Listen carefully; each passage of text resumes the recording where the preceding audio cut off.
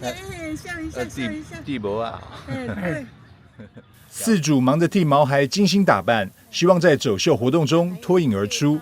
各式造型萌翻全場，也讓愛犬愛貓的飼主們彼此交流互動。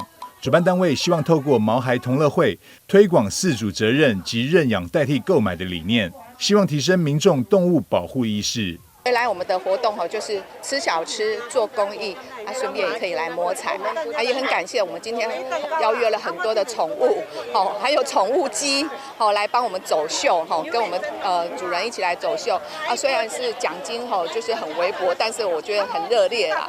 這也很感謝。那我們是正義社區發展協會，我在當里長的時候，我們就成立在106年就成立了我們的巡守隊，然後我們是全國第一個可以成立巡守队有巡守犬當初我們在106年的時候去动保處領養了4隻回來。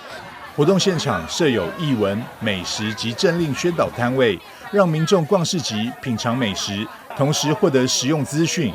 活動這天，北區區長潘寶淑、中西區公所主秘藍天寶、議員服務處代表以及多位里長也都到場共襄盛舉，與民眾同樂。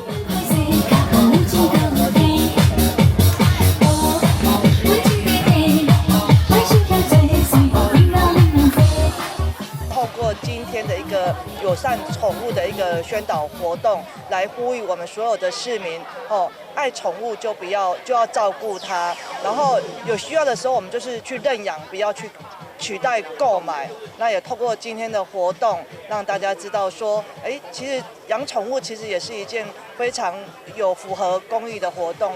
那要養它就是要愛護它。毛小孩是大家的生活的一份子啦。那我們對于这些毛小孩或者这些寵物，我想現在大家付出的心力跟以前都增加的很多。那我們在這方面也尤其透過我們那個活動中心這邊的一個活動，大家更認識這些毛小孩如果知道怎麼去照顧這些毛小孩的方法我想這整個社會要祥和要和平的話，我想就是大家共榮共處。除了毛孩走秀，今年活動也安排街頭藝人演出，增添歡樂氣氛。台南市動保處也在現場提供寵物健康檢查、晶片植入登記、狂犬病疫苗施打以及動物保護宣導等服務，鼓勵民眾落實飼主責任。